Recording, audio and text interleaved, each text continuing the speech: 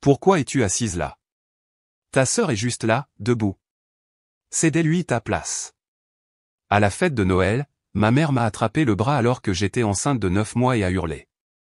Alors j'ai dit, avec plaisir, et tout en me levant, j'ai utilisé mon téléphone pour arrêter tous les virements d'argent et je suis parti. L'arôme riche de la dinde rôtie emplissait la cuisine. Un grand plat d'amuse-gueule, des nappes parfaitement repassées et des cartons de table avec le nom de chaque invité étaient disposés. Tout cela avait été préparé par moi, Alice, enceinte de 9 mois. J'avais planifié et exécuté toute cette fête de Noël seule. Ma mère, Brigitte, et ma sœur cadette, Laure, se prélassaient dans le salon, bavardant avec leur téléphone à la main. Pas une seule fois elles n'avaient proposé leur aide, pas même un mot de remerciement. Attends, Alice a fait tout ça? Mince, tu en fais beaucoup trop, rit Laure, mais son ton ne témoignait d'aucun respect, d'aucune inquiétude. Alice a toujours été la plus attentionnée, n'est-ce pas, intervint ma mère Brigitte, enjouée. Elle a toujours été comme ça, essaie de tout faire elle-même, puis s'épuise et blâme le monde entier. Je me détournai, feignant de sourire tandis que quelque chose de lourd pesait au fond de ma poitrine. C'était moi qui subvenais aux besoins de ce foyer maintenant. Mon père subvenait aux besoins de ma mère et de ma sœur, mais après sa mort il y a plusieurs années, c'est mon revenu stable de comptable qui maintenait les choses à flot. Chaque fois que Brigitte appelait en larmes, je ne me sens pas bien, je ne peux pas me payer un médecin. Bien sûr, je savais qu'il y avait un héritage et probablement des programmes d'aide, mais j'avais quand même pitié d'elle d'avoir perdu papa. Et une fois que j'ai commencé à aider ma mère, Laure a naturellement commencé à compter sur moi aussi. Elle a abandonné l'université et a décidé de devenir influenceuse, mais ne faisait guère plus que de faire défiler les réseaux sociaux. Malgré tout, chaque fois qu'elle me culpabilisait avec des yeux larmoyants, je ne pouvais me résoudre à la repousser. Même maintenant, rien n'avait changé. Alors que je posais les fourchettes sur la table, une vague soudaine de faiblesse faillit me faire plier les genoux. Je m'assis avec précaution sur une chaise, essayant de ne pas attirer l'attention. Je ne me sentais pas bien, mais si je disais quelque chose, elle se contenterait de rire et de me traiter de dramatique. C'est alors que j'ai entendu « Qu'est-ce que tu crois faire ?» C'est la place de Laure, n'est-ce pas? La voix aiguë de Brigitte retentit depuis le salon. Ce n'est pas parce que tu es enceinte que tu as le droit d'être paresseuse. Lève-toi, Alice. Tous les regards se tournèrent vers moi. Une femme enceinte de 28 ans se faisait réprimander par sa mère devant des parents et des amis de la famille. L'air devint glacial. Maman, je prenais juste une petite pause. Pas d'excuses. Brigitte fonça sur moi et m'attrapa le bras, essayant de me tirer vers le haut. Une douleur aiguë me traversa. Je haletai involontairement. Mais alors, une voix calme vint de la porte d'entrée. Mais qu'est-ce que tu crois faire, enfin? Tout le monde se tourna. Là se tenait Dorothée Moreau, ma grand-mère, qui était censée être trop souffrante pour venir. Une canne à la main, elle entra lentement. La pièce entière se figea dans un silence stupéfait. Sa présence changea complètement l'atmosphère. Crier sur une femme enceinte, quelle honte! As-tu seulement pensé à tout ce que ta fille sacrifie pour soutenir cette famille? Alice, tu n'es pas une servante dans cette maison. Brigitte tressaillit un instant, mais détourna rapidement le regard, essayant de rire pour désamorcer la situation. Oh, s'il te plaît, je la discipline juste. Tu la gâtes et elle nous marchera dessus. Non, celle qui marche sur quelqu'un, c'est toi. La voix de Dorothée était calme, mais il y avait une pointe acérée qui ne laissait aucune place à la pitié. La famille, ça veut dire montrer de la gratitude à ceux qui vous soutiennent, pas utiliser sa fille pour sa commodité et ensuite la mépriser. Ce n'est pas ça, la famille. Les regards des invités commencèrent à changer. Là où autrefois j'avais senti les regards froids de « Eh bien, c'est l'aîné, c'est normal », maintenant ces regards se tournaient vers Brigitte et Laure. Laure ouvrit la bouche pour parler, mais ne dit rien. Elle se mordit la lèvre et baissa les yeux. Dorothée s'approcha de moi et tira doucement la chaise à côté de la mienne. Elle se pencha et murmura « Tu as assez donné. Maintenant, il est temps de vivre pour toi et ton enfant. » Les larmes me montèrent aux yeux. Je n'avais jamais demandé d'aide, pas une seule fois. Je croyais que si je portais le fardeau en silence, les choses s'arrangeraient. Mais maintenant, avec seulement quelques mots, ma grand-mère avait commencé à faire fondre la glace logée au plus profond de moi. Je ne savais pas à quel point elle était au courant de la situation financière, mais elle devait en avoir vu assez pour savoir que j'avais besoin d'être sauvé. Merci, grand-mère. Ma voix tremblait en le disant, mais je ne me rassis pas tout de suite. Au lieu de cela, je sortis mon téléphone de ma poche et ouvris une application en silence. C'était là, un historique détaillé d'années de soutien financier, frais de subsistance pour ma mère, factures médicales, tout. Plus jamais, me murmurai-je alors que je commençais à annuler chaque virement programmé, un par un. À chaque message, transaction terminée, qui s'affichait à l'écran, je sentais quelque chose se relâcher dans ma poitrine. Une fois que j'eus fini, je m'assis enfin sur une chaise dans ma propre chambre. C'est fini. Les mots ne sortirent pas, mais je les sentis trembler dans ma gorge. Un email de confirmation arriva de la banque. Le flux d'argent était complètement coupé. Elle ne siphonnerait plus jamais mon portefeuille. C'était calme. Le bruit de la maison, le bruit du passé, tout s'estompait. Ce n'était pas de la vengeance que je ressentais, c'était plus proche d'une prière enfin exaucée. Personne ne demandera plus mon approbation ou mon sacrifice. À partir de ce moment, je n'étais plus la fille ou la sœur de personne, ni leur distributeur automatique personnel. J'étais une femme qui reprenait sa propre vie. Il y a plusieurs années, les choses étaient complètement différentes. Je travaillais pour un grand cabinet d'audit et j'adorais mon travail. Mon petit ami, Paul, et moi parlions souvent de l'avenir. Le week-end, nous visitions ensemble de petits appartements, en nous disant, peut-être que c'est ici que nous commencerons notre vie. Paul Hansen. Je n'avais que 24 ans alors, poursuivant encore des rêves de carrière et de famille. Paul était tout le contraire de moi, extraverti, sociable, plein de charme. Il ne nous a pas fallu longtemps pour tomber amoureux l'un de l'autre. Je me souviens que lors de notre premier rendez-vous, il m'a dit « J'adore la façon dont tu essaies toujours de tout prendre en charge toi-même. » J'ai rougi, ne sachant pas comment répondre, mais j'étais un peu heureuse de l'entendre. À l'époque, je payais encore la plupart des factures de ma famille, trop effrayé pour demander de l'aide à qui que ce soit. Alors, la présence tranquille de Paul, sa chaleur, cela m'a semblé être un salut. Un an plus tard, Paul m'a demandé en mariage. Dans un petit restaurant, il a tendu une bague modeste et a dit « Veux-tu construire une vie avec moi ?» À ce moment-là, il n'y avait aucune hésitation dans mon cœur. J'ai dit oui, et alors qu'il me serrait dans ses bras, je pouvais clairement voir les contours d'un avenir heureux. Mais ma famille ne le permettrait pas. Dès le début, ma mère, Brigitte, y était opposée. Est-ce que ce type a la moindre chance d'avoir une carrière décente? Leur ingérence était épuisante, mais le vrai problème n'était pas ma famille. J'avais mon propre rêve, un rêve auquel je n'étais pas prête à renoncer. Paul n'arrêtait pas de dire « Je me fiche de ce que pense ta famille ou à quel point tu es occupé par le travail. Je suis de ton côté. Nous pouvons tout construire à partir de zéro. » Mais même sa gentillesse commençait à me peser.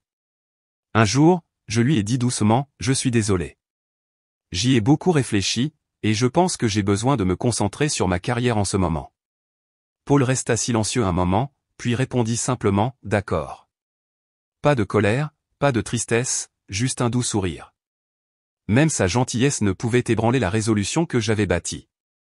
Je n'ai jamais cessé d'aimer Paul. En fait, une partie de moi lui souhaitait toujours le bonheur. Mais à l'époque, je voulais choisir une vie que j'avais construite moi-même, pas une où quelqu'un d'autre me protégeait. 3 mois après la demande en mariage, nous nous sommes progressivement éloignés et avons finalement rompu.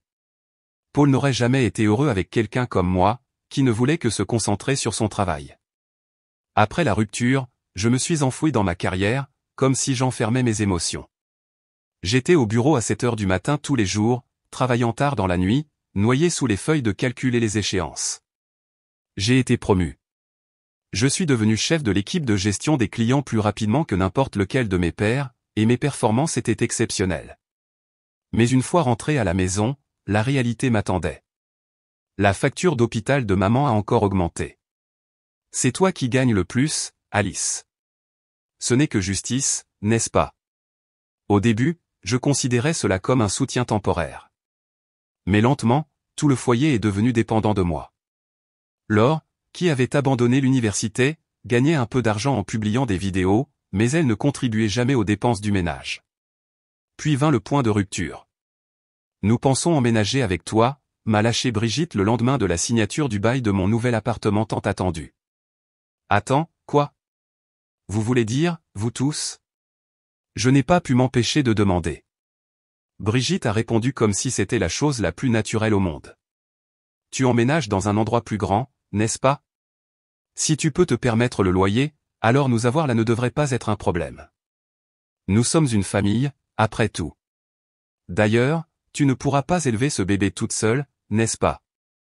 Quelque chose s'est brisé en moi quand j'ai entendu ces mots. Avant que je puisse répondre, Laure a sauté sur l'occasion. Youpi! J'ai réservé la chambre en mezzanine. Avant même que je puisse ouvrir la bouche, le rêve pour lequel je m'étais tant battu était en train d'être réécrit pour devenir leur nouvelle base d'opération. À partir de là, ma vie fut une série de compromis. Nettoyer après le dîner, gérer les finances, tout m'était imposé avec une seule phrase, « Tu es l'aîné, n'est-ce pas ?» disait-il. Nous sommes reconnaissants. Mais la gratitude était superficielle, l'exploitation constante. Je couvrais les factures médicales et les frais de subsistance de maman. Sur le papier, elle était répertoriée comme une personne âgée vivant seule. En réalité, je vivais avec elle, la soutenant. La raison pour laquelle nous gardions cela séparé était que Brigitte savait qu'elle obtiendrait plus d'aide de cette façon. Chaque document était soigneusement classé pour maintenir cette illusion, et si je parlais, je risquais d'être accusé d'avoir contraint ma propre famille à la dépendance. J'étais pleinement consciente des contradictions, et j'ai commencé à planifier discrètement mon évasion. Je savais que je ne pouvais plus continuer comme ça. Maintenant, je suis enceinte de 9 mois. Après que les plans de mariage avec Paul soient tombés à l'eau, j'ai découvert que j'attendais un enfant. J'ai cédé à la voix de Brigitte disant « Tu ne peux pas élever un bébé toute seule », et je me suis laissé lier à cette maison une fois de plus. Ce jour-là aussi, j'ai regardé mon ventre gonflé dans le miroir et j'ai silencieusement essayé de me pousser en avant. Est-ce vraiment bien? Est-ce la vie que je veux? Personne ne pouvait répondre à cette question pour moi. La seule qui le pouvait, c'était moi. Cette nuit-là, même après être retourné dans ma chambre, je n'ai pas pu dormir. Je me suis assise devant la coiffeuse, fixant vaguement le miroir sombre. Mon corps me faisait mal, mon ventre était tendu, mes pieds étaient enflés, mon dos était endolori. Mais la pire douleur était dans mon cœur. Le rire insouciant de Laure, l'expression froide de Brigitte. À ce moment-là, j'ai réalisé clairement et douloureusement que je n'étais pas vraiment nécessaire en tant que famille. Mes yeux brûlaient, mais je ne voulais pas pleurer. Je ne verserai plus une larme pour elle. Quelques messages non lus de Valérie illuminaient mon téléphone sur la table de nuit. Comment tiens-tu le coup? Ne te surmène pas trop. Appelle-moi si tu as besoin de quelque chose, d'accord? La tension dans mes épaules s'est relâchée pour la première fois depuis des semaines. Et puis, un petit mouvement s'est agité dans mon ventre. Oh! J'ai halté doucement et j'ai posé délicatement une main dessus. Pour cet enfant, je dois me battre. Je dois aller quelque part où personne ne me méprise, où je ne suis pas gouverné par la peur ou le contrôle. La résolution s'est installée tranquillement mais fermement. Le lendemain matin de la fête, un silence étrange régnait sur la maisonnée Leroy. Brigitte avait posté une vidéo de la veille sur TikTok. Le titre disait « Le lamento d'une mère, abandonnée par sa fille à Noël ». La vidéo montrait ma mère assise seule dans un coin de la pièce, jouant le rôle d'une héroïne tragique dans un drame scénarisé. Je me demandais ce que les gens penseraient en voyant cela. Quiconque regarderait cette vidéo partiale blâmerait sans aucun doute la fille. C'était le genre de performance que c'était, et c'est exactement ce que Brigitte voulait. Mais je n'étais plus la même femme. La veille, ma grand-mère Dorothée avait tout changé avec une seule explosion. Crier sur une femme enceinte, quelle honte! Alice, tu n'es pas une servante dans cette maison. Cette explosion avait ravivé un feu longtemps réprimé en moi. Quand je me suis réveillé le lendemain matin, je me suis regardé dans le miroir avec une clarté qui n'était pas là auparavant. Je ne suis pas une esclave. Je ne suis pas un distributeur automatique. Les mots ont quitté ma bouche, non pas avec colère, mais avec une résolution calme et inébranlable. Ma conversation avec Dorothée de la veille résonnait dans mon esprit. Tu as assez donné. Maintenant, il est temps de vivre pour toi et ton enfant. Ces mots de ma grand-mère m'ont fait me sentir aimé pour la toute première fois. J'ai pris mon téléphone et j'ai envoyé un message à Valérie. Elle était ma meilleure amie depuis l'université, une femme indépendante qui dirigeait sa propre plateforme d'éducation en ligne. Pour moi, elle était la seule personne en qui je pouvais avoir pleinement confiance. S'il te plaît, j'ai vraiment besoin de parler. Le message a été marqué comme lu presque instantanément. N'importe quand. Veux-tu venir maintenant? Et juste comme ça, un des lourds fardeaux sur ma poitrine s'est allégé. En m'habillant, j'ai aperçu mon reflet, des yeux fatigués et un ventre de 9 mois, mais un regard stable et déterminé. Personne ne me contrôle plus. Je l'ai murmuré à mon reflet, et cette fois, je le pensais vraiment. La maison de Valérie était le seul endroit où je pouvais respirer. Je n'arrive pas à croire que nous nous voyons comme ça, mais je suis tellement contente que tu sois venue. J'étais morte d'inquiétude. Elle ouvrit la porte avec un sourire entendu, puis m'accueillit à l'intérieur. Il y avait du thé aux herbes et des biscuits faits maison qui attendaient sur la table, et ce petit geste d'attention fit légèrement tomber mes épaules. Puis-je tout te raconter? Valérie hocha la tête. C'était toute la permission dont j'avais besoin. Et je lui ai tout raconté, tout ce que je n'avais jamais osé dire à voix haute. Comment je payais toutes les factures, couvrais les frais d'hôpital de ma mère, payais les frais de scolarité de ma sœur. Comment Brigitte et Laure s'appuyaient sur moi, exigeant silencieusement, ne demandant jamais. Comment je n'avais pas pu dire oui à Paul, non pas parce que je ne l'aimais pas, mais parce que j'étais trop piégé. Comment le mot « famille » était devenu une excuse pour l'exploitation. Valérie n'a pas interrompu une seule fois. Elle m'a simplement tenu la main et a écouté. Au moment où j'ai fini, les larmes coulaient sur mes joues. Je n'ai pas tort, n'est-ce pas? Non, tu n'as pas tort. En fait, je suis étonné que tu aies tenu aussi longtemps. Tu n'es plus seul maintenant. Ces mots s'imprégnèrent dans mon cœur comme la pluie tombant sur une terre desséchée. Plus tard dans la journée, Valérie m'a présenté à une de ses amies, une avocate spécialisée en droit de la famille et en droit financier. Ensemble, nous avons calmement tout examiné, documents, preuves, et comment demander l'aide que je méritais. Ce n'est pas seulement une affaire émotionnelle. Vous avez été maltraité économiquement, légalement. Nous allons arranger ça. J'ai hoché la tête. Il ne s'agissait plus de vengeance. Il s'agissait de récupérer la vie que j'aurais toujours dû avoir. Cette nuit-là, je me suis allongé sur le canapé de Valérie et j'ai délicatement posé une main sur mon ventre. Je veux être le genre de mère dont cet enfant pourra être fier. Cette résolution calme mais inébranlable brûlait en moi. Le lendemain matin, la lumière du soleil filtrait à travers les rideaux, caressant doucement mon visage. Mais il n'y avait aucune paix dans mon expression. Même après quelques jours chez Valérie, mon esprit ne cessait de tourner. Même avec les mouvements du bébé me rappelant la vie que je portais, je ne pouvais pas me reposer complètement. L'humiliation à la fête, les regards froids de Brigitte et Laure, les mots perçants de Dorothée et l'effondrement lent des fondations de ma vie, tout tourbillonnait dans mes pensées comme une tempête. Je savais que j'avais fait le bon choix, mais les années d'abnégation apprises luttaient durement contre ma liberté retrouvée. Quand j'ai quitté cette maison avec seulement un petit sac à la main, mes jambes tremblaient légèrement, mais je ne pouvais laisser personne le voir. Je ne peux plus respirer. Au moment où j'ai atteint le bas du long escalier, j'étais déjà essoufflé. Mon corps était lourd. Je sentais le bébé bouger, essayant de trouver de l'espace. Je suis désolé, mon cœur.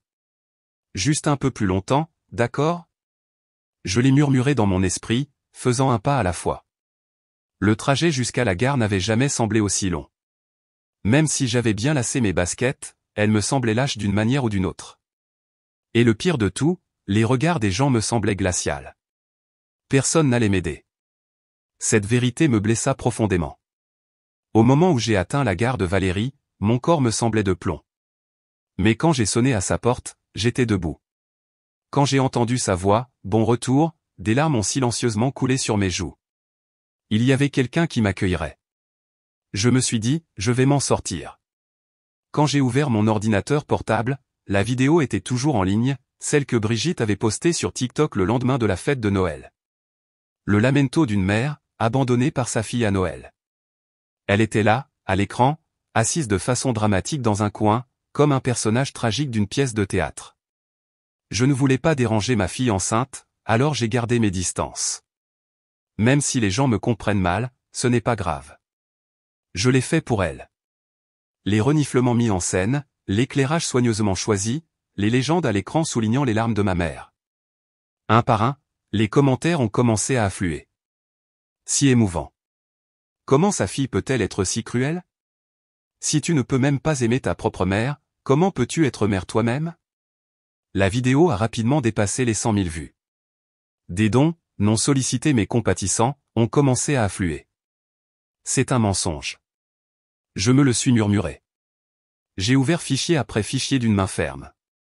Virements bancaires, preuves de paiement des factures d'hôpital, même des photos de Brigitte dînant au restaurant et faisant du shopping dans les centres commerciaux pendant sa soi-disant convalescence. Relevé de cartes de crédit, reçu horodaté, la vérité était clairement documentée. Valérie a dit, si tu vas révéler la vérité, c'est le moment. Tu n'es pas la fille d'une victime. Elle se fait passer pour une mère victimisée, mais en réalité, c'est le contraire. J'ai hoché la tête en silence, puis j'ai posé mes mains sur le clavier et j'ai commencé à taper avec une résolution tranquille. Tu peux le faire, Alice. Ce n'est que le début. Valérie posa une main douce sur mon épaule. J'ai baissé les yeux sur mon ventre rond. Pour cet enfant, je dois changer. Pas seulement en tant que mère, mais en tant que femme. Faisant le premier pas vers une nouvelle vie, j'ai lentement ouvert l'éditeur de publication des réseaux sociaux. Jusqu'à présent, les réseaux sociaux n'avaient été rien de plus qu'une scène pour les mensonges de ma mère. Mais pas aujourd'hui. Aujourd'hui, ce serait une plateforme pour la vérité. Pas l'émotion, mais les faits.